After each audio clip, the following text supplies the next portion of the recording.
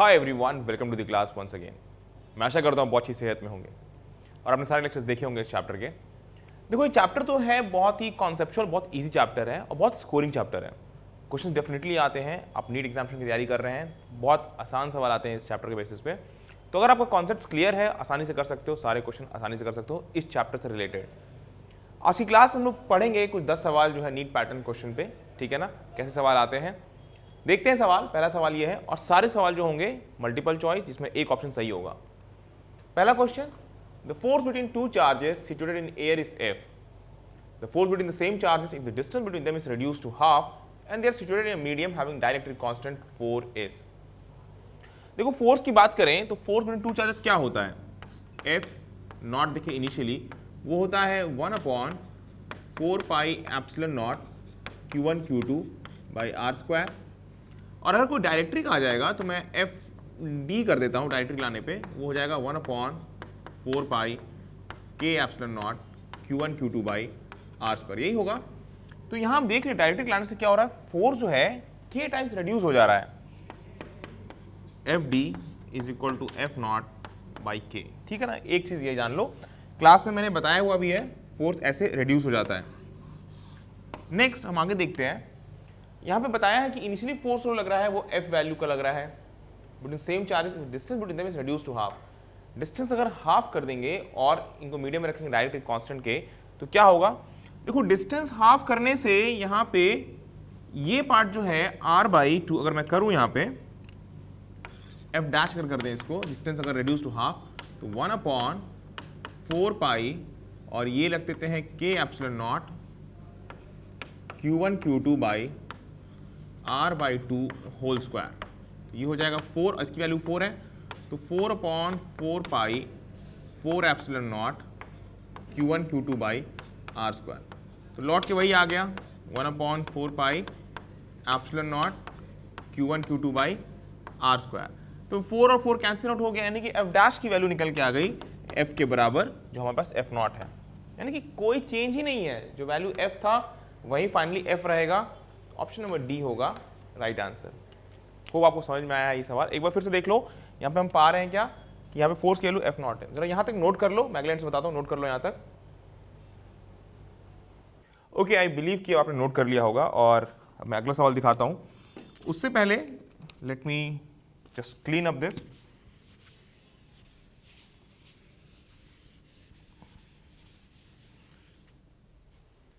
Next, समझ में आया, कॉन्सेप्चुअल क्वेश्चन है, अगर बेसिक चीजें क्लियर है आसानी से कर सकते हो। Second question, if charge q is placed at the centre of the line joining two equal charges capital Q, the system of 3 charges will be in equilibrium if Q is A, B, C और D। देखते हैं यहाँ पे Q की value हमें निकालनी है, system को इक्विलिब्रियम में करना है बिटवीन 2 इक्वल चार्जेस Q। यहां पे रखा हुआ है charge Q plates at centre, तो यानी कि सेंटर पर रखा हुआ है। इसको मैं दिखा देता हूं, यहां पे रखा है आपने चार्ज Q को। तो देखो, इस चार्ज पे ये चार्ज जो है रिपल्सिव फोर्स लगाएगा, ठीक है। तो इस चार्ज को जाहिर सी बात है नेगेटिव होना जरूरी है, इसके ऑपोजिट होना जरूरी है, तो इधर फोर्स लगाए। तो ये और इन दो चार्जेस के बीच जो फोर्स लगेगा, अगर वो F1 बोले, वो बराबर होना चाहिए इन दो चार्जेस के बीच F2। हम लिख सकते हैं F1 बराबर F2। यहाँ पे K Q into Q divide by ये डिस्टेंस अगर मैं मान लेता हूँ 2a है, ठीक है, तो 2a होल स्क्वायर और F2 की वैल्यू क्या निकल के आएगी, K Q, ये डिस्टेंस हो जाएगी a, तो a स्क्वायर, ठीक है ना। यहाँ से क्या निकल के आएगा, Q K कैंसिल आउट और a स्क्वायर कैंसिल आउट हो जाएगा, बचेगा 4, तो Q/4 बराबर आ जाएगा Q की वैल्यू। ये निकल के आ गया हमारे पास रिजल्ट, और साइन जस्ट ऑपोजिट होगा, मैंने बताया है, क्योंकि उसे अट्रैक्ट करना है, वहां से हम लोग निकालेंगे। तो -Q/4 होगा exact answer. Option number B is the right answer for this question, ठीक है। नेक्स्ट क्वेश्चन करते हैं हम लोग।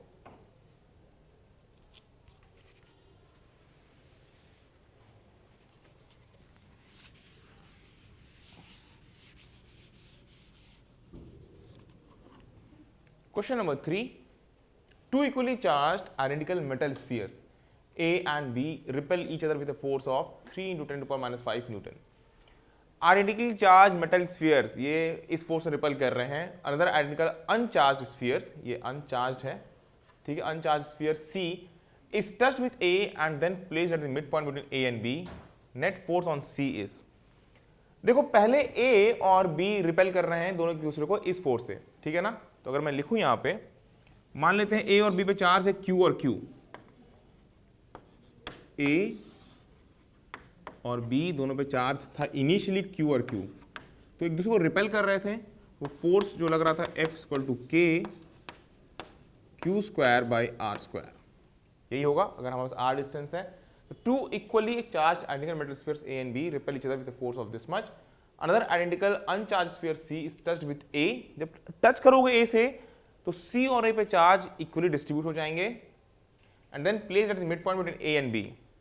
तो यहाँ पे जब C को ला रहे हैं, फाइनली जब ले आएंगे टच करने के बाद, ये डिस्टेंस मैं मान लेता हूँ 2A है, ठीक है ना। तो अब जब लॉग इस पे चार्ज कितना बचेगा Q/2 और यहाँ बचेगा चार्ज सेम Q और C पे भी चार्ज बचेगा, वो बचेगा Q/2।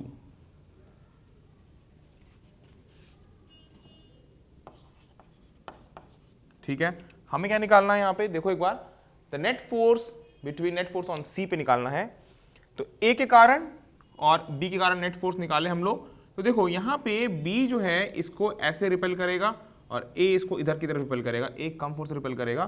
तो नेट फोर्स ऑन C वो आएगा force due to B minus force due to A, ऐसा निकल के आएगा। तो इसको लिखे अगर हम लोग K कॉमन ले लेते हैं और B के कारण जो बनेगा वो बनेगा Q into Q/2 divide by distance, ये डिस्टेंस ले लेते हैं A square minus force due to A, वो बनेगा K Q into Q/2, sorry Q/2 into Q/2 ये होगा। तो मैं इसको direct Q/2 into Q/2 divide by distance A square.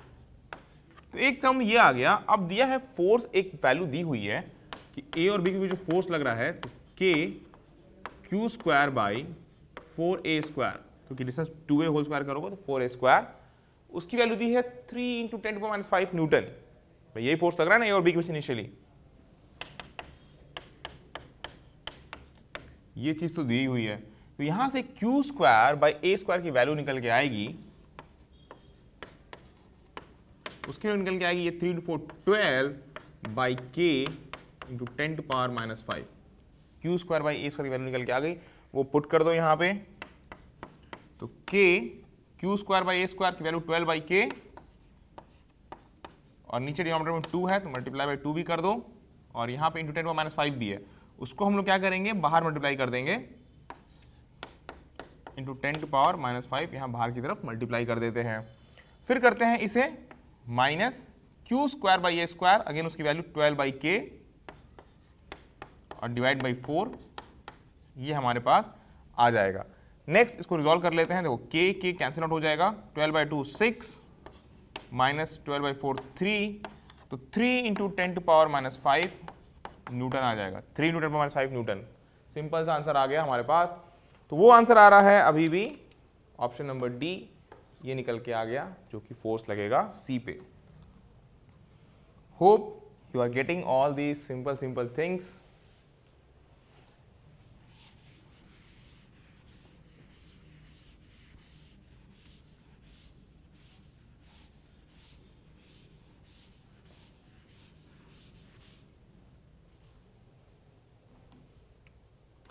Next करते हैं question number 4। The electric strength of air is 2 into 10 to power 7 newton per coulomb. The maximum charge at a metallic sphere of diameter 6 mm can hold this. Charge निकालना है। तो देखो electric field जो भी charge रहेगा metallic sphere पे, उसके surface का इलेक्ट्रिक फील्ड कितना होगा, उसका इलेक्ट्रिक फील्ड हो जाएगा 1/4 pi epsilon not Q by, और उसका जो है रेडियस हमें देना पड़ेगा Q by R square. Diameter दिया हुआ है 6 mm, तो रेडियस हो जाएगा 3 mm। तो यहाँ पे Q की वैल्यू निकल के आएगी 4 पाई epsilon not E R square. अब एक चीज, ये क्यू वैल्यू निकल के आ गई, इलेक्ट्रिक फील्ड की वैल्यू, अब सोच रहे होगे कि इलेक्ट्रिक फील्ड की वैल्यू 2 × 7 न्यूटन/कूलम ये इलेक्ट्रिक स्ट्रेंथ है। देखो जो ब्रेकडाउन स्ट्रेंथ होगा वो होगा 10% of this electric strength. Electric field जो रहना चाहिए वो 10% ऑफ एयर्स इलेक्ट्रिक स्ट्रेंथ। ये एक कॉन्सेप्ट है, जान लो। 10% ही हमें करना है इलेक्ट्रिक फील्ड को, तभी उसके बाद उसके ऊपर चार्ज नहीं हो पाएगा। तो ये हो जाएगा, अगर हम करें 10% तो वो आएगा 2 × 10⁶ न्यूटन/कूलम। इस वैल्यू का 10%, 2 × 10⁷ का 10%, 2 × 10⁶ न्यूटन/कूलम आ जाएगा इलेक्ट्रिक फील्ड की वैल्यू। पुट कर दो यहाँ पे, तो Q की वैल्यू आ जाएगी 4πε0, तो 1/9 × 10⁹ multiplied by E 2 × 10⁶ multiplied by R², that is 3 mm का होल स्क्वायर। तो 3 × 10⁻³ का होल स्क्वायर ये कर देंगे, तो -6 + 6 कैंसिल हो जाएगा, यहाँ पे 3² 9 कैंसिल हो जाएगा, तो आएगा 2 × 10⁻⁹ कूलम, यानी कि 2 नैनो कूलम आ जाएगा यहाँ पे रिजल्ट हमारे पास। 2 nano coulomb, option number D match कर रहा है यहाँ पे, जो कि हमारे पास सही रिजल्ट होगा, ऑप्शन नंबर डी जो कि यहाँ दिख रहा है।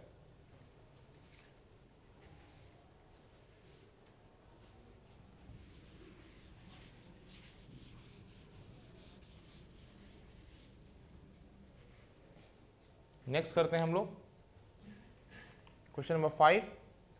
An electric dipole is placed at an angle of 60 degree with an electric field of intensity 10⁵ Newton/Coulomb. It experiences a torque equal to 8√3 Newton meter. Calculate the charge on the dipole if the dipole length is 2 centimeter. A, B, C, D. देखते हैं यहाँ पे क्या निकल के आएगा। सबसे पहले देखो, electric dipole is placed at an angle of 60 degree with electric field of intensity this much, it experience a torque of this much. तो देखो टॉर्क होता है P × E, इसको लिख सकते हैं PE sin थीटा, ठीक है। ये निकल के आ गया हमारे पास।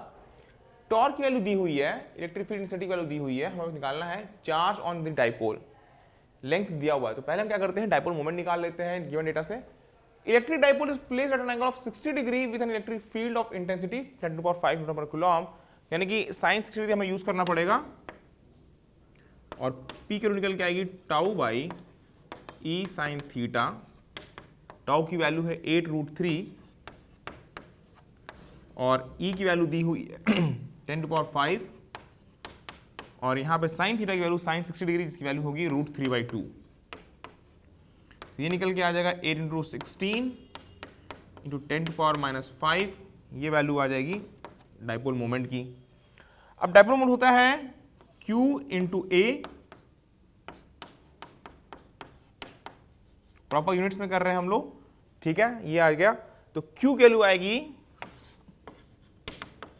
16 × 10⁻⁵ डिवाइडेड बाई A। अब A क्या दिया हुआ यहाँ पे, that is the charge on dipole, dipole length is 2 centimetre, तो 2 × 10⁻², यानी कि आएगा 16/2 8 × 10⁻³ कूलम। चेक करते हैं, 8 × 10⁻³ coulomb, option number C match कर रहा है हमारे पास। रेस्ट सारे ऑप्शंस गलत होंगे यहाँ पे। सी ऑप्शन आ गया। होप कि समझ में आ रहा है कैसे हमें अटेम्प्ट करना है ये सारे क्वेश्चंस।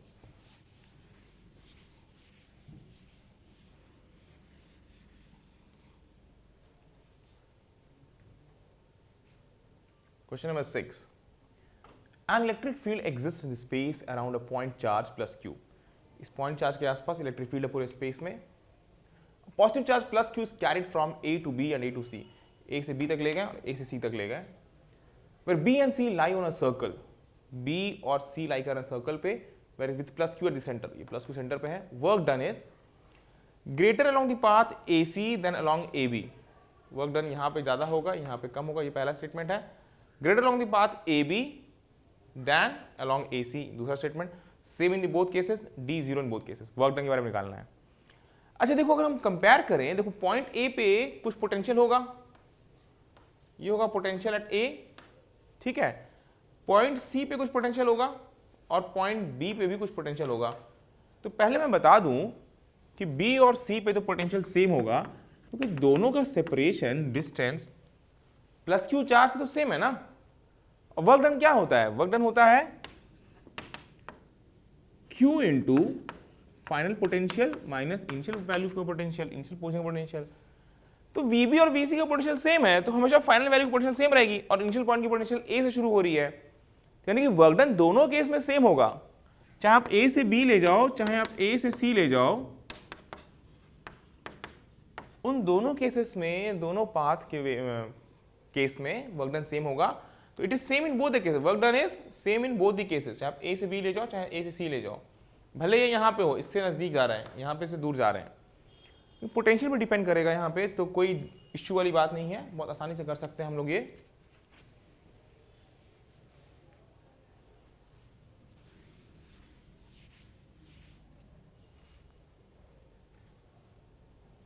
नेक्स्ट करते हैं 7th, an alpha particle and proton are accelerated through some same potential difference from rest. Same potential difference accelerate कर रहे हैं अल्फा पार्टिकल को और प्रोटॉन को। Find the ratio of their final velocity, final velocity पता करना है, यानी कि हमें एक्सेलरेशन मिल जाए। तो सेम पोटेंशियल डिफरेंस जब एक्सेलरेट करोगे तो उसके बाद पहले देखते हैं फोर्स क्या निकल के आएगा। देखो फोर्स होता है Q इंटू E, ठीक है ना। सेम पोटेंशियल डिफरेंस से हम एक्सेलरेट कर रहे हैं, an alpha particle proton accelerated through same potential difference from rest, find the ratio of the final velocity. मान लो अगर सेम पोटेंशियल डिफरेंस एक्सेलरेट किए, ये रहा हमारे पास सेम पोटेंशियल डिफरेंस V1 और V2, ठीक है ना, ये सेपरेशन था D, हमने यहां से यहां एक्सेलरेट किया, फोर्स लगा QE, तो E हमारा इलेक्ट्रिक फील्ड मान लिया, तो E क्या होगा, पोटेंशियल डिफरेंस मान लेते हैं वो है V के बराबर। V हमारा पोटेंशियल डिफरेंस है, वो हो जाएगा V बाई D, और दोनों केस में सेम है, तो F is equal to QE by D, यानी कि, और एक्सप्रेशन अगर निकाले हम लोग, A equals to F by M is equal to F की वैल्यू QE बाई M, ये निकल के आ जाएगा E equals to V by D। तो हम मान सकते हैं इलेक्ट्रिक फील्ड जो है हमारा कांस्टेंट है दोनों केस में। Find the ratio of final velocity, अब जो वेलोसिटी आएगी वो आएगा V square equal to U square plus 2AS। S हमारा दोनों केस में सेम है, इसको करें अगर हम, ये V स्मॉल v है वेलोसिटी के लिए। एक्सेलरेशन किसका ज्यादा होगा पहले ये सोचना है हमें। ऑप्शन जो दिया है दोनों का फाइनल वेलोसिटी कंपेयर किया है, तो velocity of alpha particle whole square to acceleration of alpha into distance, वो निकल के आ जाएगा। एक्सेलरेशन ऑफ अल्फा, फोर्स दोनों पे सेम लग रहा है, तो 2a2 एक्सेलरेशन ऑफ अल्फा वो हो जाएगा QE by mass of alpha multiply by S। Alpha particle पे ट्वाइस ऑफ चार्ज होता है, तो ये देखो 2 multiplied by 2 electronic charge into electric field. Mass of alpha is 4 times of mass of proton multiply by S। एक equation यहां पे आ गई अल्फा पार्टिकल के लिए, velocity of alpha whole square. इसी तरह velocity of proton whole square करोगे, वो आ जाएगा 2QE बाई M प्रोटॉन, तो 2 चार्ज उस पर होगा electronic charge, electric field E, mass of proton MP लिख देते हैं और यहाँ पे S। कंपेयर क्या करना है, the ratio of the final velocity, यानी कि अल्फा पार्टिकल से और प्रोटॉन से।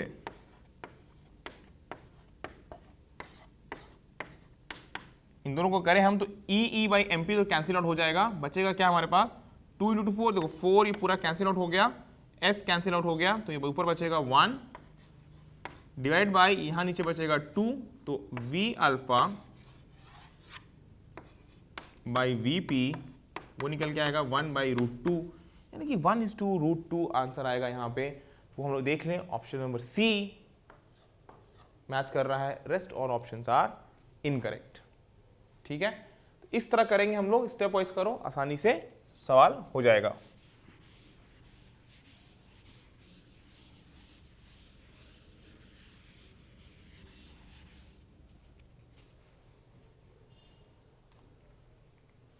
Question number 8. A, B, C are 3 points in uniform electric field in a figure. The electric potential is same. अब देखो A यहाँ पे है, B यहाँ पे पीछे है, C यहाँ पे है. Same at all 3 points A, B and C. Maximum at A, maximum at B, maximum at B. ABC are 3 points in uniform electric field in figure. Electric potential की बात कर रहे हैं हम लोग। देखो पोटेंशियल जो फील्ड लाइंस है यहाँ हाई पोटेंशियल से लो पोटेंशियल की तरफ फ्लो करता है, मूव करता है। मैं अगर इसको दिखाऊं अलग अच्छे से, ये हमारे पास होगा हाई पोटेंशियल, ये हमारे पास होगा लो पोटेंशियल। तो जितने पॉइंट्स लेफ्ट में होंगे उनकी पोटेंशियल ज्यादा होगी compare to points on right. तो same at all 3 point, no same तो नहीं होगा भाई। मैक्सिमम एट ए नहीं, यहाँ सबसे कम है। मैक्सिमम एट बी, हाँ, क्योंकि सबसे लेफ्ट पे है ये, तो मैक्सिमम एट बी हो गया हमारे पास इसका राइट रिस्पॉन्स। सी पे बीच में होगा ए और बी के कंपैरेटिव, ए पे वीकेस्ट होगा